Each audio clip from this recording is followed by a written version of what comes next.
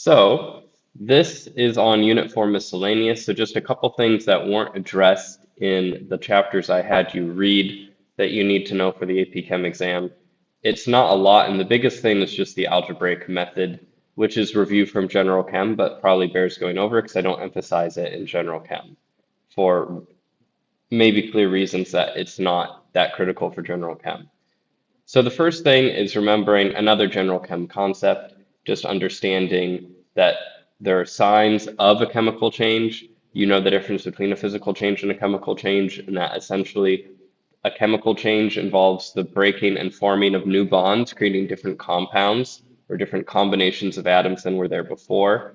And you just need to recall from general chem how we talked about signs of a chemical reaction being heat or light, formation of a gas, formation of a precipitate, and or a color change, and be able to explain why for each of those. That's just not, I don't think it's something explicitly mentioned in the book or in the other recordings. So in my 30-second explanation, knowing that heat or light because there's an energy change with a reaction, so energy can be released in the form of heat or light from a reaction formation of a gas because you're creating a different compound than you started with, which has a different evaporation temperature, and so it will become a gas when the other compounds weren't a gas at that temperature and pressure. Formation of a precipitate, same thing. You have a compound with a lower solubility than when you, let's say you started with two compounds that are highly soluble. Now a new compound forms with a lower solubility, so therefore you have a precipitate when there wasn't before. And then color change, different compounds absorb and reflect different wavelengths of light. So if there's a change in color, it could be that there's a different compound now which absorbs and reflects different wavelengths of light, which is why it looks different to your eyes.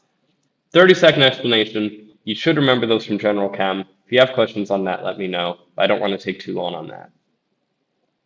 The next thing is, given solubility rules like on the left, you should understand how to use them, but you're only expected to know offhand what's on the right. So we can talk about solubility rules. You could read through the rules like I show here that are like saying, okay, if it's this, then it's probably soluble, but you might need to keep reading and say, okay, blah, blah, blah, blah, blah, blah, blah. For example, number 4, most silver salts are insoluble, but silver nitrate is soluble.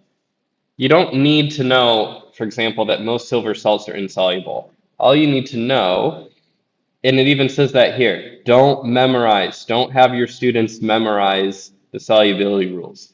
All you need to know is that sodium, potassium, ammonium, and nitrate salts are generally soluble. Sodium, potassium, ammonium, nitrate, salts, generally soluble. Sodium, potassium, ammonium, nitrate. Sodium, potassium, ammonium, nitrate, generally soluble salts. Sodium, potassium, ammonium, nitrate. That's it, generally soluble.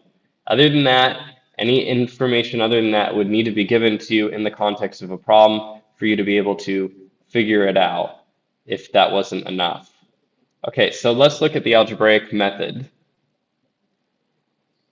Oh, whoops, I'm looking at my example problems here on my screen. Let me switch that over.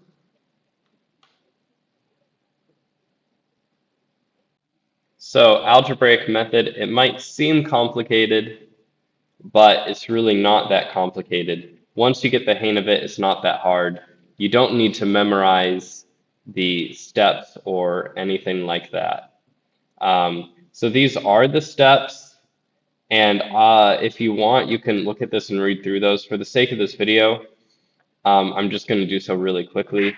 So you're going to look for elements that appear only on one side of each side of the equation, and then write variable letters to equate the coefficient numbers. So for example, here, okay, I see carbon on this side and carbon on this side. They don't appear anywhere else on those sides of the equations. So for every A of CH4, there also must be A of CO2 because it's a 1-to-1 ratio. Okay, and so that's the reasoning here. Let's say something like this. For every A C2H6, there must be 2A CO2, right? Because for every 1 C2H6, there must be 2A CO2 because carbon only appears here and here on each side of the equation.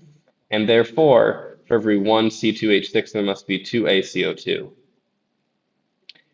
And then you keep going, creating variable letters for elements that only appear once on each side. When possible, repeat existing variables. So for example, you could look here and say, okay, hydrogen only occurs in C2H6 and H2O once on each side.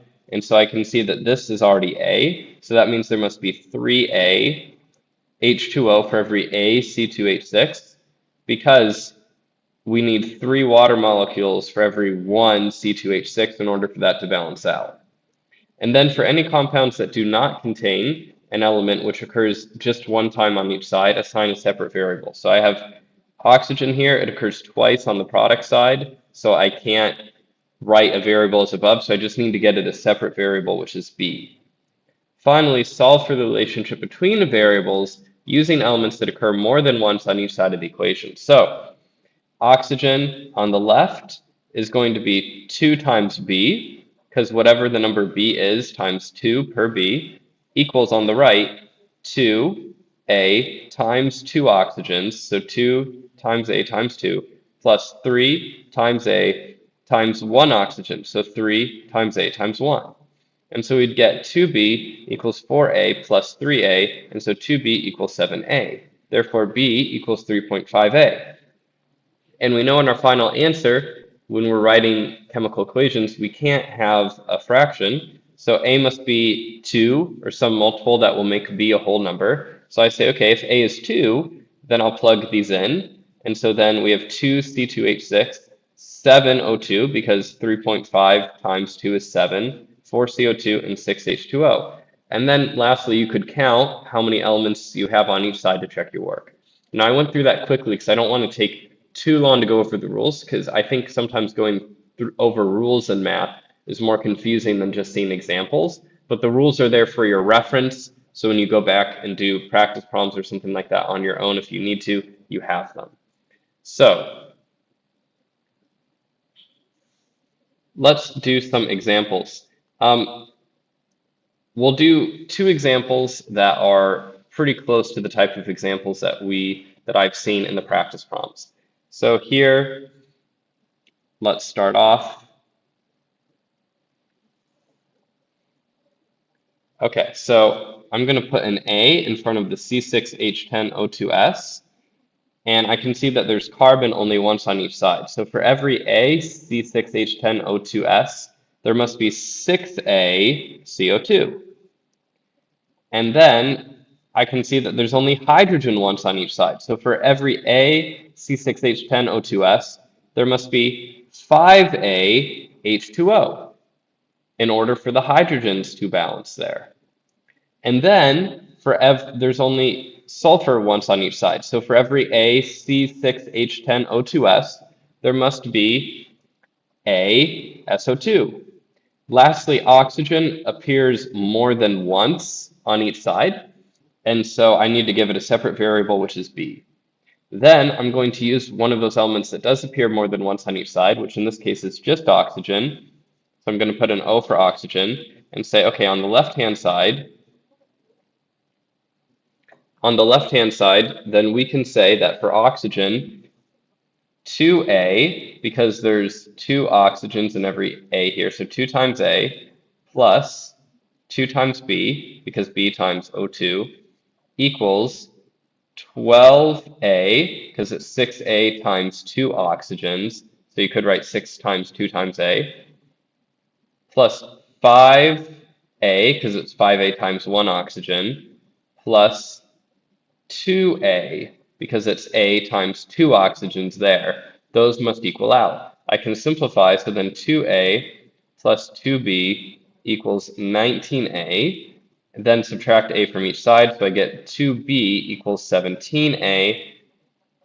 Divide both sides by 2, and therefore B must equal 8.5A. I know that my answer cannot have fractions, so I can say that if A equals 2, then 2 C6H10 O2S plus 17O2 makes 12 CO2 plus 10 H2O plus 2 SO2. And if you were to count on each side, there are 12 carbons. On each side, there are 20 hydrogens. On each side, there are 38 oxygens, and there are 2 sulfurs. Now, I just want to note that the whole goal with these is to I think these are going to be multiple choice problems if you see one or two on the AP MCQ, and their goal is to make one that's hard enough that without the algebraic method, it would take you, let's say, 5 minutes, and with the algebraic method, it would take you a minute or two. So basically, like, half your time, where it's really hard without the algebraic method, it might take a while and waste time on the exam, but with the algebraic method, you can do it relatively quickly. They don't want to give you a super hard one that takes super long even without the algebraic method. That's what I've seen. That's my impression. Let's do another example problem of this. Okay, so iron only appears once on each side. So I'm going to put A here, and for every A Fe2, there must be 2A FeS2, because for every 1 Fe2O3, there must be 2 FeS2 for the irons to balance out. And then, similarly, S only appears once on each side. So for every S2, there has to be double the amount of SO2. So for every 2A S2, there actually has to be 4A SO2, right? Because we can see there's double, it's S2 here, and this is just S. So we must have double this coefficient as this coefficient. So it's 2A and then 4A. And then oxygen appears more than once on the product side, so it must be B. Then I can use oxygen again, the element that appears more than once on one of the sides, and solve for it. So B times 2 must equal on the product side A times 3, because we have A times 3 oxygens here, plus 4 times A times 2. So 4A times 2 oxygens per SO2. So then 2B must equal 3A plus 8A, and so therefore 2B equals 11A, and so B equals 5.5A. I know that my answer can't have fractions, so I'm going to say if A equals 2, then we would get 4 FeS2 plus 11O2 makes 2 Fe2O3 plus 8 SO2. So those are the kinds of algebraic problems we can see. I'll do just one more example that's a little bit harder. So note, again, as I was saying, the AP questions I have seen are all on the level of examples 1 or 2 that we've just done. But let's do one example that's just a little more difficult so you can see what it looks like. But I'm going to say this last example is probably beyond what you would get on the exam because it requires substitution and looking at two different elements that occur on each side of the equation. Someone's honking. So I can see that K appears once on each side. So I can say that A KMnO4 must equal A KCl. And then I can also see that Mn only appears once on each side. So for every A ChemNO4, there must be A MnCl2. Then I can look at hydrogen and see hydrogen only appears once on each side. So for every BH2O, there must be 2 BHCl. Lastly, Cl occurs more than once on at least one side of the equation, so this must be a separate variable, so I'll say it's C. Note I have A and B because they're different compounds, right? Like HCl and H2O are different than the MnCl2 and the KMnO4. But that's fine. I can equate those two. So now I'm going to look at elements that occur more than once on at least one side and use equations to figure out the relation between the elements. So for Cl, we have 2b times 1 equals A times 2 plus A times 1 plus C times 2. Simplify, we get 2b equals 3a plus 2c. But we can't isolate a variable. We have to then go to, like I said, this is probably harder than what you would get. I just wanted to go through one example in case you do more practice problems on your own or whatever. So then we have to look at the other element that occurs more than once on at least one side, which is oxygen, and we can say there 4a equals b. Well, then we can take 4a equals b and plug it into the Cl equation, and so if we do that, we're going to get 2b equals 3a plus 2c, and therefore 8a equals 3a plus 2c, because we took the 2b equals 3a plus 2c, and then we can substitute in for the b's the a, because we know that b equals 4a, so 2b must equal 8a. And then we can subtract 3a from each side, so we get 5a equals 2c, and therefore c equals 2.5a. Again, I'm just going to reemphasize, I've not seen any AP MCQ problems that require the substitution method that I just used here. But that's how the problems can be a little bit harder. So then, again, we can't have fractions in our answer, so I'm going to say if a equals 2, because I know it can't be 1, because my answers for variables can't be fractions, then c would be 5, and b would equal 8. So I'd get 2k MnO4 plus 16HCl makes 2MnCl2 plus 2KCl plus 5Cl2 plus AH2O. Okay? And so then if you were to count the elements on each side, again, you would see that they are the same, so we know that we did it correctly.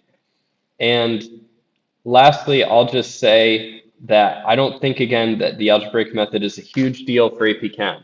It's probably going to be 1, at most 2 points on the MCQ, probably at most 1. It's probably either not going to show up or be 1 point. But you have some examples here. Again, example 3 is probably beyond the scope. I will try to post at the end of these slides or a link on the materials page that's clear, a place you can look for additional algebraic balancing method problems or balancing problems that you can try using the algebraic method to see if you can get comfortable with solving them.